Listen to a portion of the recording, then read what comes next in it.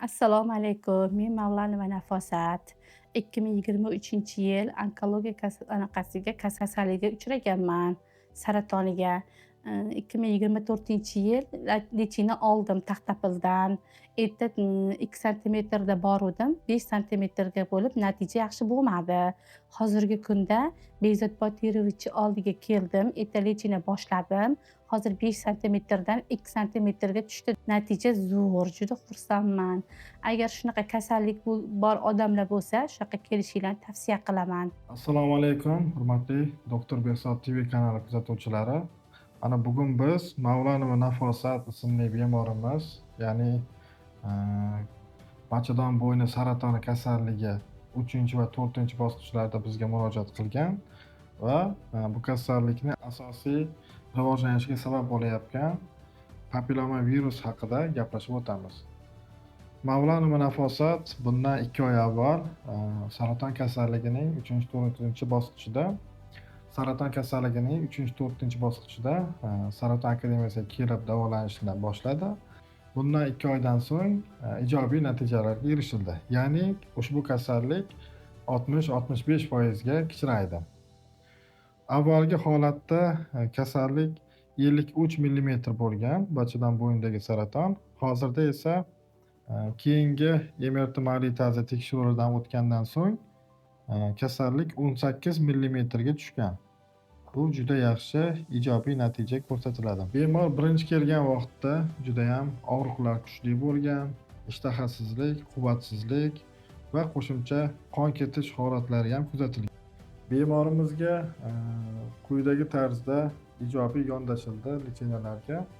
Ya'ni saraton kasallik lecheniyasida ximiyoterapiyadan butkul voz kechgan holatda target terapiya va immunoterapiya yordamida davolanildi. 1 va 2 kurslarda. 3-kursda esa hozirda miyakga ximiyoterapiya qo'shish davom etkazilmoqda. Saraton kasalligini davolashda ximiyoterapiyaning ham o'z o'rni bor. Faqatgina 100% emas, 20-30% holatlarda miyakga ximiyoterapiyadan foydalanish kerak bo'ladi. Men ismim Aynur. Biz Қазақстан қаласынан келдік, Қызылорда облысынан. Мына кісі менің анам, Ахметова Гүлбарам. Анамның ауырып қалған жағдайында біз осы Саратон академиясынан Бекзод Батыровичті іздеп таптық. Ең әуелі Аллаға шүкір, біздің анамыздың ең басында МРТ-ға түскен кезде обследованияда анамызда рак шейки матки болған және меланома. Екеуі де злокачественный болған. Қазір Алланың құдіретімен, Аллаға шүкір деп, бүгін міне 4 терапия өткеннен кейін екінші МРТ-ға түскен кезде бүкілі таза деп беріп отыр. Меланома да жоқ, рак шейки матки да жоқ.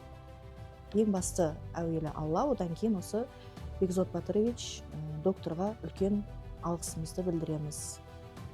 Саратон академиясының докторы Бекзод Батырович. Және өзімнің анамның осы дерттен толық айыққанына Аллаға шүкір деп айтамын. Мен өзімнің атым Ахметова Гүлбарам. Мен ауылдың доғдырларына, шелдің доғдырларына барғанымда, олар онкологтың докторлары мені операция жасап алып тастаймыз деді. Мен оған көнбедім. Көнбей осы Бекзод балама келдім. Қазір 4 марта келдім, нәтижесі жақсы, естіп қуанып отырмын. Assalomu alaykum, hurmatli kuzatuvchilar. Bemorimiz Ahmetova Gulbaram 1950-yilda tug'ilgan. Yoshi kattaligiga qaramasdan saraton kasalligining og'ir turi, ya'ni xavfli turdagi teri saratoni melanomaga chalingan. Buning bilan birgalikda bachadon bo'yni saratoniga ham chalingan. Bemorda 3-4 bosqichdagi xavfli turdagi saraton belgilangan. Bemorga operatsiya, ximiyoterapiya tavsiya qilingan va bemor buni xohlamasdan Toshkentga Saraton akademiyasi klinikasiga kelib davolanishni xohladi va 2025-yil boshida kelib Saraton akademiyasida hozirga qadar 5 kurs target terapiya lecheniyasini qabul qildi va buning natijasida ushbu saratonning 4-bosqichigacha bo'lgan holatdan bemor 90-100% holatda shifo topdi. Ya'ni saraton kasalligi, bachadon bo'yin saratonidan 100% ga shifo topdi. Mana hozir emiyorlarni ko'ryapmiz. Saraton qayta chiqmagan, avval 30 mm bo'lgan. Ammo buni aytib o'tishimiz kerak, melanoma kasalligi 90% ga shifo topgan. Buni endi rasmlarni ham hozir ko'rsatib o'tamiz. Endi sizlarga nima deyishimiz mumkin? Saraton o'limdan darak emas.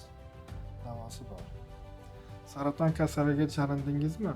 Albatta, shoshib buni operatsiya usuli bilan emas, avval barcha tekshiruvlardan, ayniqsa genetik tekshiruvlardan o'tkazishimiz kerak va bu kasallikka aniq diagnozni qo'yib, so'ng davolashimiz kerak bo'ladi. Men o'z o'yimni bildireyин қазір. Sizlarga onkologический dert bo'lатын bo'lsa, без химиотерапия, target terapiya arqali emdelularingizga bo'ladi. Men o'sha Saraton akademiyasini sizlarga usunaman. Kelgan vaqtimda doktorimiz nimamga tushgan u yoqdagi apparatlarni natijalariga qarab 3-4 bosqich saratonda ekansiz. Xudo xolasa yaxshi bo'lib ketasiz dedilar. Xudoga shukr, mana 3-4 bo'lsam, og'ir sostoyaniya bo'lsam, shu yaxshi bo'lib ketdim. Meni ishonchim hosil. Shu ishonchlaringizni hosil qilmoqchi bo'lib, dardlaringizga davo topmoqchi bo'lsangiz, shu doktorimiz Botirovichning yoniga kelib davolanishlaringizni so'rayman sizlardan. Yaxshi bo'laman degan niyatlaringiz bo'lsa. Rak saratoni xavfli o'simtasi diagnozi qo'yildi. Karsinoma jo'yuvchi. Doktorlar umid yo'q deyishdi. Men juda ham tushkunlikka tushib qoldim. Juda ham qiyin bo'lgan edi. Men umidimni yo'qotib qo'ygan edim. Bolalarim uchun yashagim kelardi. Bu yoqda menga 5 kurs tarkibli terapiya buyurildi. Bu 5 ta kurs tarkibli terapiyani olish menga umuman oson bo'lmadi. Go'yoki men o'lim va hayot o'rtasida kurashgandek o'zimni his qilardim. Ammo natijalar 5 ta kurs tarkibli terapiyadan keyin natijalar juda ham yaxshi chiqdi. Saraton akademiyasida 1, 2, 3 va 4 bosqichdagi o'sma va saraton kasalliklarini ximioterapiyasiz va operatsiyasiz target terapiya usulida davolanmoqda.